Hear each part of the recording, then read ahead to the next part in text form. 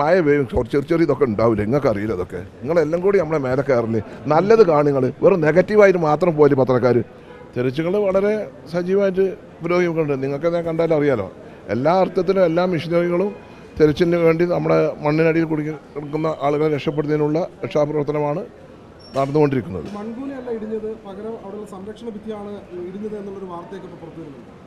വാർത്തകൾ വരുന്നുണ്ട്. എല്ലാം വിശദമായി പരിശോധിച്ചിട്ട് നമുക്ക് പറയാം. അതിനൊരു നമ്മൾ വിദഗ്ധ സമിതിയെ വെക്കുന്നുണ്ട്. ബഹുമാനപ്പെട്ട മുഖ്യമന്ത്രി ഇന്നലെ സൂചിപ്പിച്ചതുപോലെ 2 തരത്തിൽ അന്വേഷണം നടക്കും. അത് ഞാനിപ്പോഴാണ് കണ്ടത്. അത് കണ്ട് അല്ല, അത് റിപ്പോർട്ട് വന്നിട്ടല്ലേ ഉള്ളൂ. ഞാൻ നോക്കട്ടെ.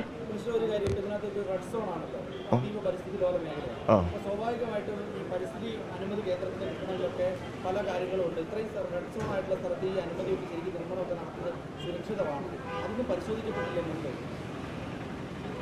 അത് കേന്ദ്ര പരിസ്ഥിതി മന്ത്രാലയമാണ് ഇതിന് ക്ലീൻ ചിട്ട് കൊടുത്തത് നിർമ്മാണ പ്രവർത്തനം തുടങ്ങുന്നതിന് വേണ്ടിയിട്ട്. അങ്ങനെയാണ് ഇതിൻ്റെ നിർമ്മാണ പ്രവർത്തനം തുടങ്ങിയത്. ആ നിർമ്മാണ പ്രവർത്തനം തുടങ്ങിയപ്പോഴാണ് ഇപ്പോഴാണ് ഇങ്ങനെയുള്ള ഈ പ്രയാസങ്ങളും കാര്യങ്ങളൊക്കെ ഉണ്ടായത്. ഇനി അതിലെന്തൊക്കെ അശാസ്ത്രീയത ഉണ്ടായിട്ടുണ്ടോ, എവിടെയെങ്കിലും പിഴവുകൾ ഉണ്ടായിട്ടുണ്ടോ എന്നൊക്കെ വിശദമായി പരിശോധിക്കും. അതില്ല, നമ്മൾ ഒരു പാത നിർമ്മാണം നിർത്തിവെക്കുക എന്നുള്ളതല്ല ഉദ്ദേശം. സുരക്ഷ അതാണ് ഇതിന് മെയിൻ ഘടകം. അതെല്ലാം പരിശോധിച്ചിട്ട് എങ്ങനെ അത് മുന്നോട്ട് കൊണ്ടുപോകണം എന്നുള്ളതാണ്. അല്ലാതെ ഒരു പദ്ധതി ഉപേക്ഷിക്കുന്ന ഒരു പ്രവണത സർക്കാരിൻ്റെ ഭാഗത്തു നിന്നില്ല. ഒറ്റ കാര്യം കൂടി,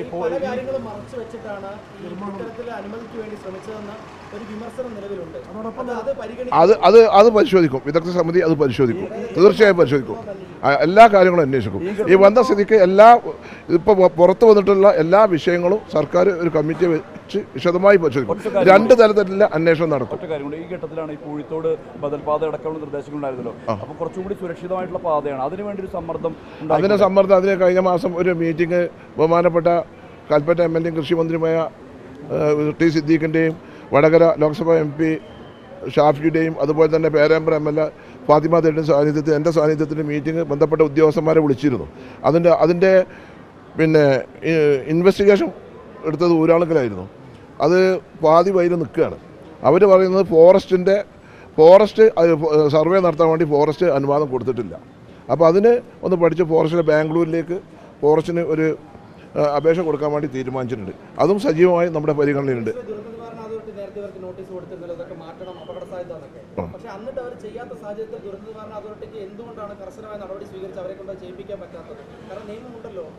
അതാണല്ലോ ഒന്നിലെ ബഹുമാനപ്പെട്ട മുഖ്യമന്ത്രി പറഞ്ഞത്. വീഴ്ച എവിടെയൊക്കെ ഉണ്ടായിട്ടുണ്ടോ, ജില്ലാ ഭരണകൂടത്തിന് വീഴ്ച ഉണ്ടായിട്ടുണ്ടോ, എല്ലാ കാര്യങ്ങളും പരിശോധിക്കും. പൊതുമരാമത്ത് വകുപ്പിന് റിപ്പോർട്ട് നൽകിയല്ല, പൊതുമരാമത്ത് വകുപ്പിൻ്റെ ഉദ്യോഗസ്ഥന്മാരാണ് അവിടെ വന്ന് പരിശോധിച്ചത്. അത് ഞാൻ മന്ത്രിയായപ്പോൾ വന്നതിന് ശേഷം എനിക്ക് വയനാടിൻ്റെ സാഹചര്യങ്ങളൊക്കെ അറിയുന്നത് കൊണ്ട് എന്തൊക്കെ പ്രവൃത്തിയാണ് നടക്കുന്നത്, ആരാണ് അതിൻ്റെ അതിൻ്റെ മോണിറ്ററിങ് കാര്യങ്ങളെന്ന് അറിയാൻ വേണ്ടിയിട്ടൊരു മീറ്റിംഗ് വിളിച്ചു. ആ മീറ്റിംഗ് വിളിച്ചപ്പോൾ വയനാട് കലക്ടറും കോഴിക്കോട് കലക്ടറും മലപ്പുറം കലക്ടറും ഉണ്ടായിരുന്നു. മലപ്പുറം കലക്ടർക്ക് വലിയ റോളില്ല, അത് ആനത്താരൻ്റെ മാറ്റി സ്ഥാപിക്കുന്നതിനുള്ള ഒരു നിയന്ത്രണം മാത്രമേ ഉള്ളൂ. അപ്പോൾ ആ മീറ്റിങ്ങിൻ്റെ ചർച്ചയുടെ അടിസ്ഥാനത്തിൽ ഈ സ്ഥലം പോയി പരിശോധിക്കാൻ വേണ്ടി തീരുമാനിച്ചു.